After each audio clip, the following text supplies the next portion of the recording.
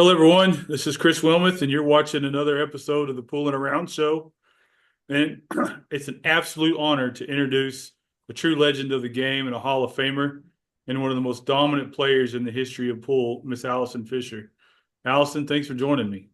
How are you, Chris? It's I'm lovely to do- be here. I'm doing well. Thanks for asking. Thank you. I read somewhere, I guess on your Facebook that your arm's giving you some troubles. Yeah, it's been an ongoing thing, and I think it's a repetitive injury from, getting down playing pool. Right.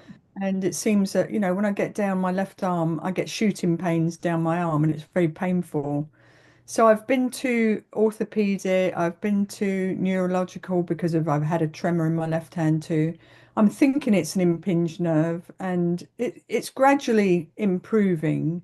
That's good. But I'm going to go for another MRI on my neck next just to see, and maybe that'll lead to an injection, a steroid injection from the ortho. So we'll see. Well, Yet to be seen, but my x-rays are good. My last MRI on my shoulder was good, so there's no surgeries. good. That's good. That's So great. let's just keep the fingers crossed because I want to compete again. I'm Yeah, not done yeah. yet. Once it's in your blood, you can't get it out. Yeah, I enjoy the camaraderie of my friends too on the tour. Right. I mean, y'all. I guess. I mean, I know you're competitors, but you've also become family. Yeah, we do. I mean, some of them I've known 30, even nearly 40 years, some of them, and some of them it's pretty new, Right. but it is like one big family, and I really enjoy the energy of being around people. Well, I'll tell you that the future of women's pool looks Mm. pretty good.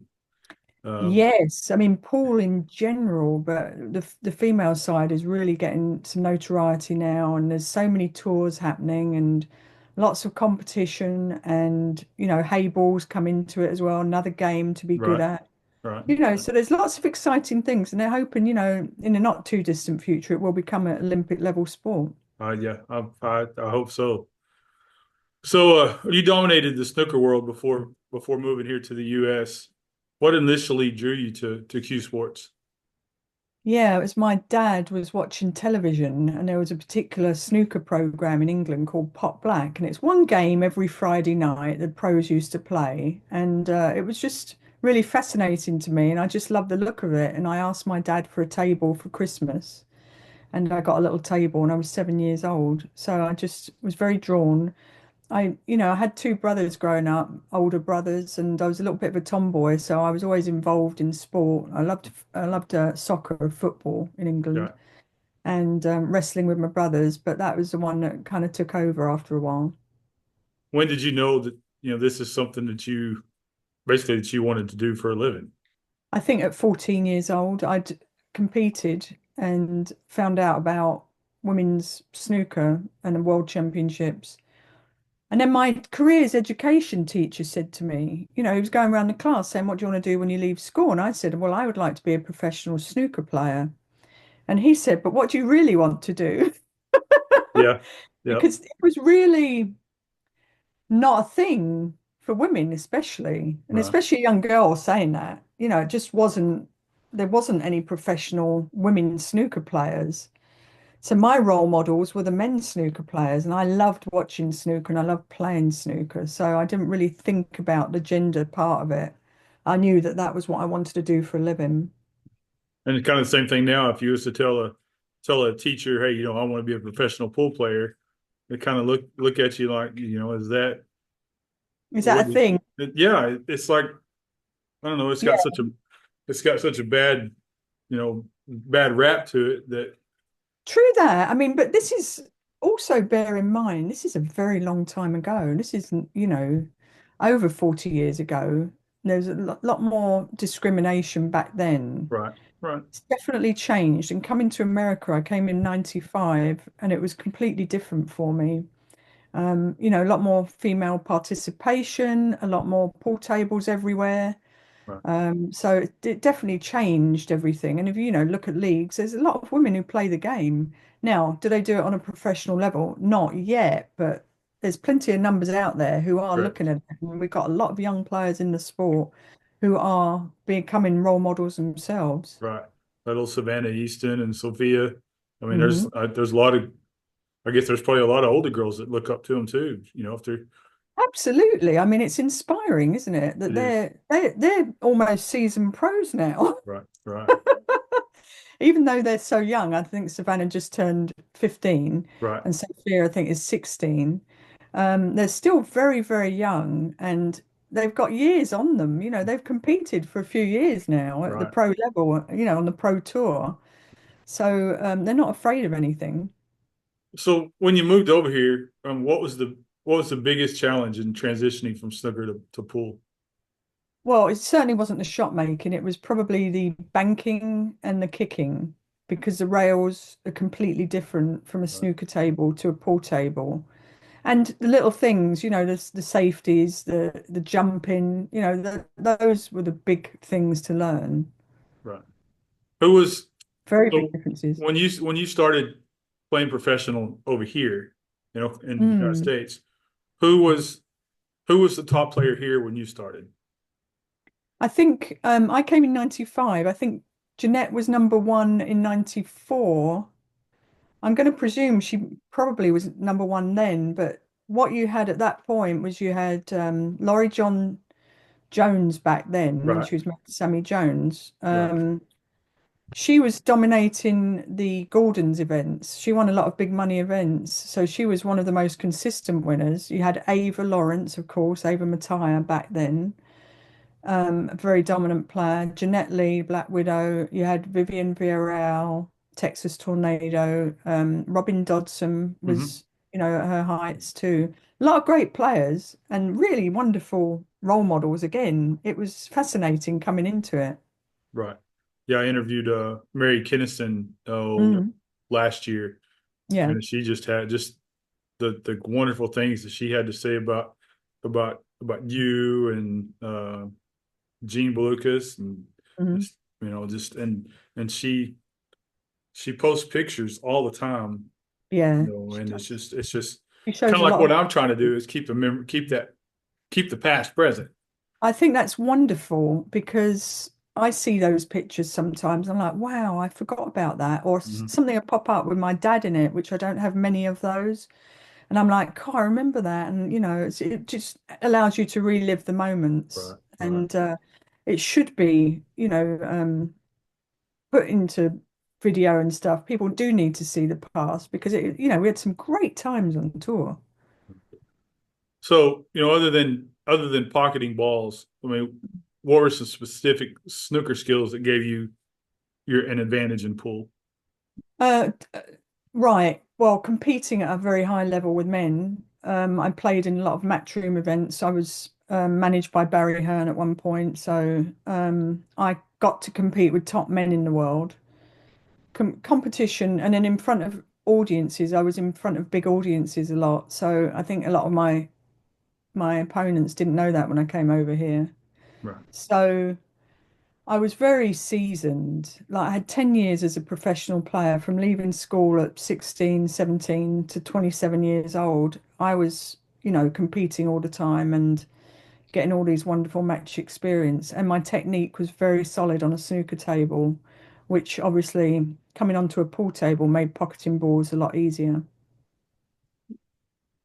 so now see what you watch like some of the guys play snooker like Ronnie O'Sullivan or Yeah. Trump. I mean the stance is a little bit different playing snooker Mhm. than it is playing pool, isn't it? Yeah. Oh, it's a little squarer to the table. Your body's Right, a little facing the table more. And right leg on the line of the shot if you're right-handed, and yeah, more compact in the feet. The feet are more compact, and the cue stick kind of is almost on the line of your hip, probably a right, couple of inches from your hip. So imagine you're on a 12 by 6 foot table because that's hmm what I grew up on, right. and you've got to be accurate. So that I think that particular stance leads to more accuracy. So how many 147s do you have? I never did get 147. My Oh, my best in competition was 144. So it's a total clearance, but not all blacks. that's That's a hard thing to do. They it, make it it look easy now, I but know it. it's a I very know it. difficult thing. So, I mean, you became, and probably a lot of these questions kind of might lead to the same answers, but you quickly became one of the most dominant players in the WPBA. What was the key to your success? Again, it was that experience that I brought over from my background in snooker. Definitely the background in snooker was the key. So, what was the specific match or tournament that defines your career in pool? Um, it's hard to pick something that defines a career, but I think one of my best moments was being in America for a couple of few events, and then it was at the end of the year, and it was my first national championships in the end of '95. So I first came over in September to compete. I had two events. I won my second event in Orlando, went to the World Championships, came third, and then came back in December for the Nationals. And I played Robin Dodson in the semi-final. And I remember I broke the balls and I was so engaged in the game that I shot the wrong ball order. Instead of 1, 2, 3, I went 1, 3, 2, and I went 1 to 3. And then Steve Tipton called a foul. And I'm like, I was in my own bubble then. I'm like, what? And he said, you just shot in the wrong order. And I'm, silly me, sat down and had a laugh about it. But the thing is, I think the other thing is, it never got to me, things like that. They never bothered me. It was like, okay, I'm done with that. Move Right, on. And right. then I played Laurie John in the final and made a three-ball combination to win it. And I think that was the biggest highlight, I think, at that point, to me, to come in over and it was my second win, but it was a massive win. It was a really big win. It was a national title. And my dad was present. That was the first time he'd seen me play pool. So that was very sentimental for me Yeah, too. and I'm sure. I bet he was proud too. Oh, very, yeah. Um, so pool is as much as mental as it is physical. So how did you stay focused under pressure? Well, for me, staying focused is reasonably easy. It's not something I have to work too hard at because I'm always into mechanics and fundamentals. So pre-shot routines, you've got a physical routine, you've got a mental routine. Your mental routine is decision making, deciding what to do, visualizing it. And then your pre-shot routine is going through, the seeing the line of the shot, walking on the line. There's lots of things that go into it that when you're Right. learning the game, you need to isolate them and then really work on each part so that it becomes very natural to you. So you're not necessarily thinking about those things, but you're very engaged in the process. So when how big were how much did sponsorship mean to you back then as it means to players now? I mean, did I you think it's have essential. I think it's essential. Once upon a time when I came over, I had sponsors, approaching me because it was kind of clear what was going to happen, and it did happen, which I was on ESPN a lot, and we had right. television, Hmm. and that's how my name got known. We had a lot of ESPN coverage, and you could almost guarantee that I'd be in the final stages. So that's attractive to a sponsor with their logos and, the partnerships. It's essential to players to keep on tour because you and I know that prize money doesn't always cut it. And as much as the top level of prize money may be good, certainly going down 2, 3, 4 and outside the top four, if you're breaking even, you're probably doing well. So, Right. so sponsorship is essential. And a lot of the players get sponsors now, and a lot more corporate companies are coming back into it, billiard companies I'm talking about. The thing is, we need to stretch outside of that, but definitely we all really appreciate the billiard companies coming together and also people outside of that who sponsor some of the players. It's a wonderful sport to be involved in, and there's so many great players. There's so many good role models. Right. There's so much you can do with pool that probably is an untapped market too. So how do we so I know most of the sponsors now in pool are they are a pool it's pushing a product. Um, so how do we get sponsors outside of the realm of pool to sponsor pool? Like not necessarily. I'm just going to use a beer company as Mm. as a example, but how do you get? I know that Camel used to, but Hmm. We've got to But get numbers and demographics, right? We've got to get all the information. Obviously, a lot of things are streamed now, and then Matchroom obviously are doing their own thing mm, with the World Nine Ball Tour. If anyone's going to get corporate sponsorship right now, it's probably them because they know how to do it. They purely are a production company and know how to market, and they've been in the business many years. And then we've got our other companies that are creating tours. You've got Joy in Hayball, you've got Predator doing a women's tour. It's creating your own product, maybe your own way of playing the game, your own rules, getting the demographics up. Everyone does their social media. I mean, back right. in the day, that wasn't there. No, no, You think about no. it. Yeah, I mean, when I came over in 95, I was casting my mind back to just the age I'm at. And I'm so glad that I have had all the experiences that I've had over the time that I've been alive because to see the change has been amazing. Like today's world, I have kids at home, teenagers, that people live on computers and on tablets and on phones. Back then, we had to talk. right, right. Yeah, I can't just text It's just message. a different communication process It now. is. And it's important to communicate. It's a great thing, and you get energy from people by communicating. So I think it's just getting those demographics up and people seeing the value in it. Like I said, there's great role models, and we need to push those players out there to the forefront and make them, like back in my day, for example, when I, first came over, I'm talking about, the Duchess of Doom, the Black Widow, Karen Corr, the Irish Invader, the Texas Tornado. People knew everyone Right, and they could associate with them and they had their favorites and they looked forward to the performances on ESPN. So we need more of that, right. more word of mouth out there, say, who's battling who and making it bigger and better. And, it's happening. It's definitely going in that direction for Yeah, sure. yeah. Social media, And the juniors are massive. I'm so pleased that there are tours for juniors now that they didn't have before and correct. that they can feel proud and have some self-esteem, and they're out there online now and you can watch all of them play and they're great, terrific. And they know how to market themselves. Yes, they do because they're brought It's, up in this era. yep. So it's all changing. So here's kind of a question I didn't put in there, but A if you could go curveball. right, a little bit of a curve. Yeah. So if you could go back and if you could meet your younger self and the stuff that you have learned along the way, what would you tell your younger self?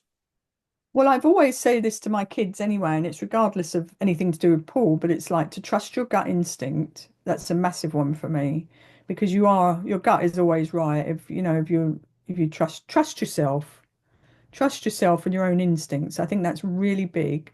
Not to take things personally, because you've got to be objective, and sometimes you can be a little emotional and take things a little too personally. And, stay humble, I think, is always a big one because you never know people's background, to listen. I wish could be a better listener, to engage more. Stay present is a massive one. The things that you learn as you get a little bit older that are important, the life lessons that are more important, I think. Right. So you've inspired, I mean, so many players, but who inspired you when you were coming to the game? I mean, I know you Well, talked when about I your was dad. growing up, there weren't female role models in snooker. So I actually watched Steve Davis. He was a top pro snooker player and he dominated the 80s. So he was like a machine. And then came along Stephen Hendry after that. And then came along Ronnie O'Sullivan, as you know. So Steve Davis was a really dominant player and he was a bit of a role model for me. And I was very fortunate that I got to win 3 world mixed doubles titles with him. So wonderful, great guy, great partnership, and always very encouraging and Yeah. motivating. All right. So do you have a favorite tournament or did you have a favorite tournament that you looked forward to playing every year? Well, there are a couple. We used to go to Taiwan every year and play in the Amway Cup. That was amazing. It was all live television. We played in groups of six, and a top 2 or 4 from each group went through. I can't remember, but you got to play everyone round robin, so you Mhm. got a lot of matches in. You got a good chance to qualify, and then it would become single elimination. It was always in a stadium with, big crowds. It was amazing. So that's one that was always a favorite. And they ended up doing that for about 20 years. It was amazing. That was one. And also outside sponsorship and Wake Up, the big corporation. Hmm. So that was a good thing. Yeah. And then the other one, probably on US soil, was the Soaring Eagle event in Michigan, which is a lot of the players' favorites. But for me, it's a little more sentimental because before my dad passed away, I won the last tournament I played before he passed was the Tour Championship, the National Championship. And I just remember the last game, I broke the balls and everything just opened up perfectly. And I could see the run out. And I was just, the emotion was welling up so much because, I badly wanted to win and call my dad. And then I, won the event. And then I couldn't wait to get on the phone with my dad after. And then he passed away a couple of months after that. So it's very, that one's a very sentimental and Yeah. emotional one I for me. bet it is. Yeah. So under pressure, what's the most memorable shot that you've ever made under pressure? Well, there's too many to even think about I because the bet there funny is. thing is it's a funny question because what is it everyone thinks about? They think about the ones they missed, Right. Yeah, right? exactly. You Yeah. have a hole in your memory of the ones you missed. And to me, it's the ones I missed. It's not the ones I made. I've had some incredible moments, but can I remember them? No. I've had I, some. I remember a cross bank in the Tournament of Champions, and I remember Ava commentating. And I'd hooked myself quite a bad, poor positional shot, and I practiced long cross banks. It was a long shot cross bank into the corner pocket, and it came up, and I ended up doing that and made the shot. So that was a really terrific shot. So I do remember that one. so, well, this kind of leads to the same thing. If you could go back and replay any match in your career, which one would it be and why? I know exactly which one it is.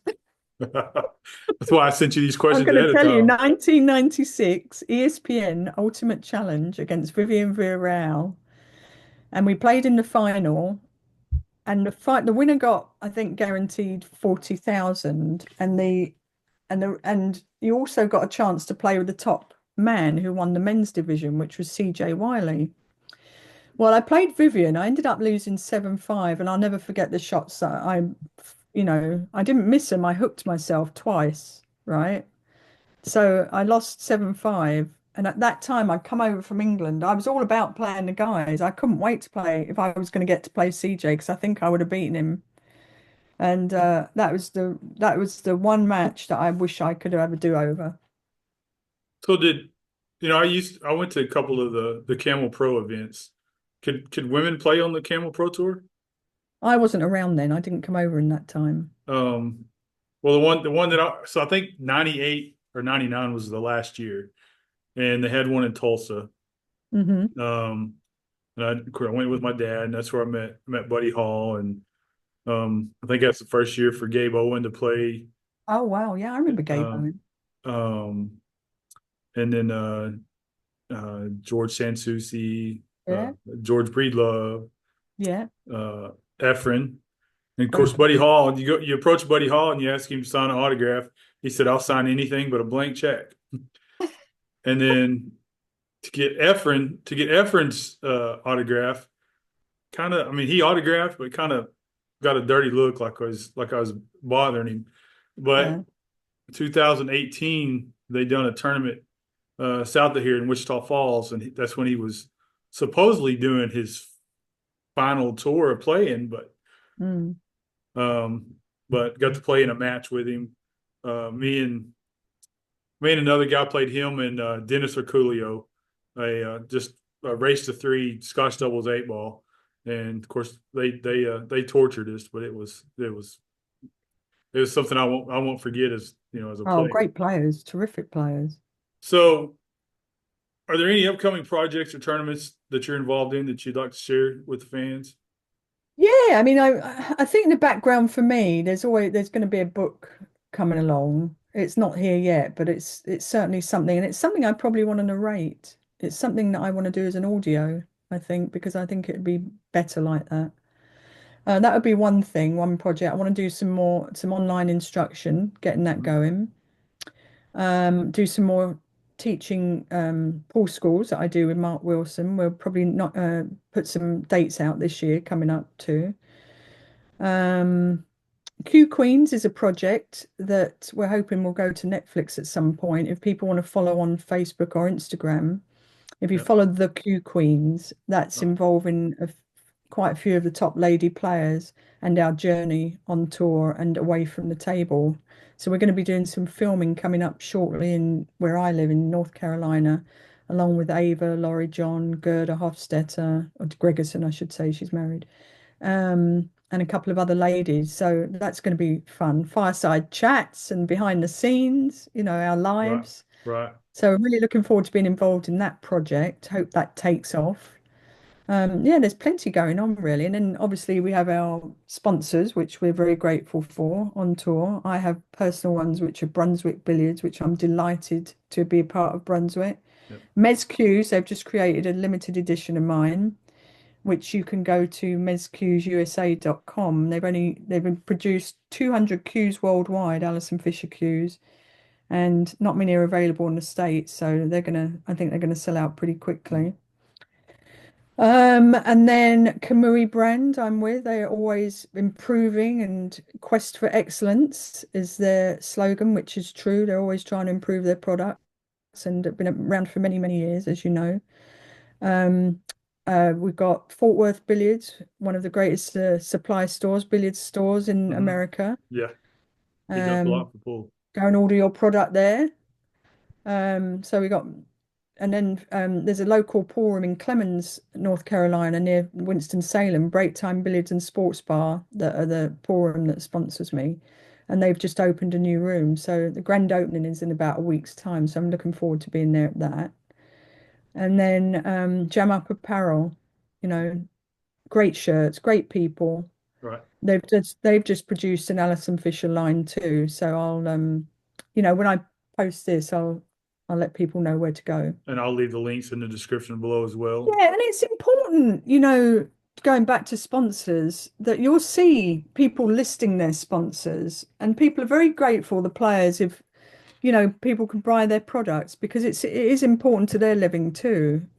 There's a going on to people's pages is one thing, but if you use the players, codes and stuff, that helps them out too. So I think, it's just awareness for people. So, all right. So this one's just kind of off the cuff here. Another curveball. Yeah. Um, tell us tell us one of your favorite pool stories. Oh gosh. Some I probably can't repeat. uh, Oh no, I can't. You put me on the spot. I don't really okay, well have. then here we'll do this one, and you kind of think Yeah, about it a little bit. yeah. If they were to do a movie about you, who would you want to play you? God, years ago, people thought I looked like Meg Ryan, but that was a long time ago. So back in the 90s. You got mail. But now I don't know. I mean, who would that be? There's a lot of great actresses out there. Um, Again, I'm gonna have to think about that one.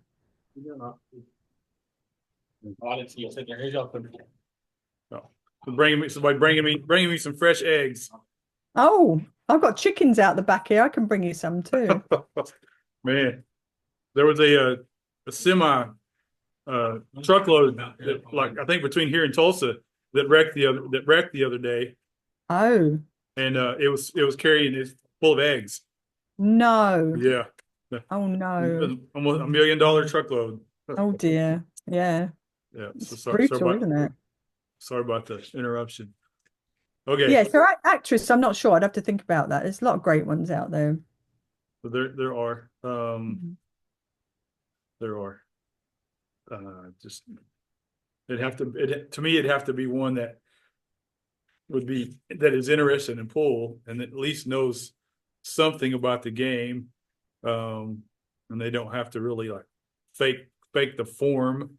Of Um, course. And yeah, they'd so have to do it right. I'd yeah, have to instruct them. yeah. Oh yeah, you'd have to be on set for sure. Yeah, there you go. So, what do you think about Ultimate Pool? I think it's interesting. I think anything that comes into the game that creates a little bit of curiosity is good. I don't know why in April we play spots and stripes. I would just make them like we do in England, yellows and reds, for Right, example. right. Just a lot easier. Yeah, Um, so I like it. It's new, it's fascinating, it's shot clocks, it's short races, small tables. The thing is, a lot of America play that on small tables. I don't, and the pros don't really play on the 7 foot. bar Right, tables, and I right. don't think that encourages a good stroke. But what are you going to do? I think it's something new and exciting for the general player, and can be big for pro events too. But you know, my point being is that when you go overseas, there aren't any bar tables anywhere else in the world.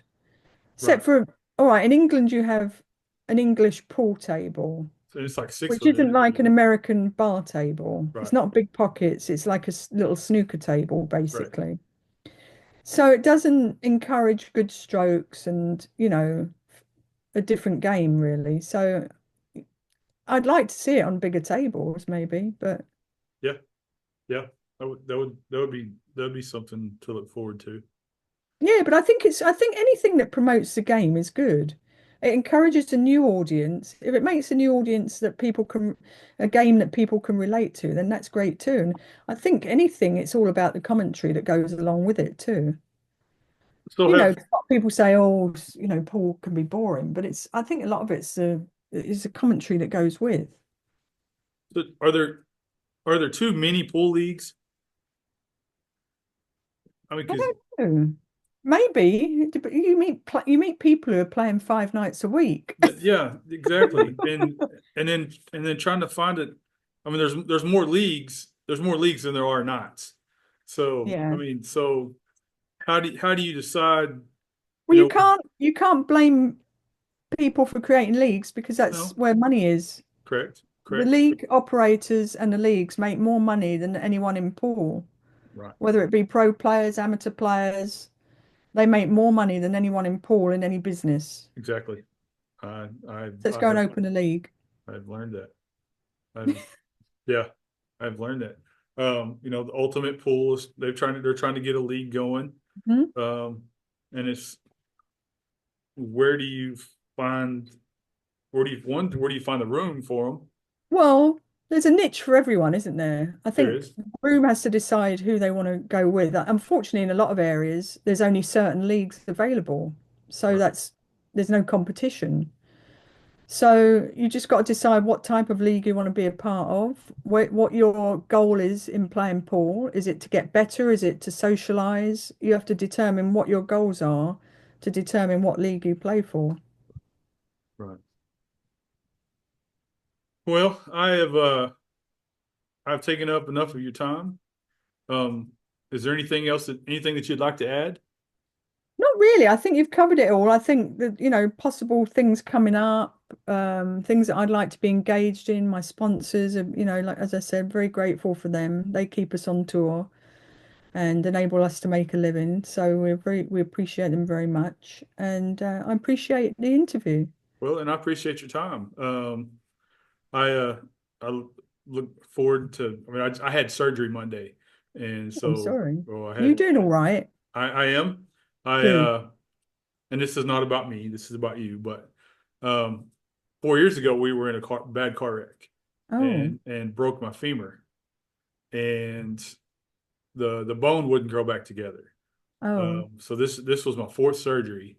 oh So they no. took the rod out and put another rod in it, and Oh wow. yeah. So I am I'm a little sore, You're a struggling a bit, yeah. little bit. Do you know what's weird about that? When I was 4 years old, I got run over and I broke my femur.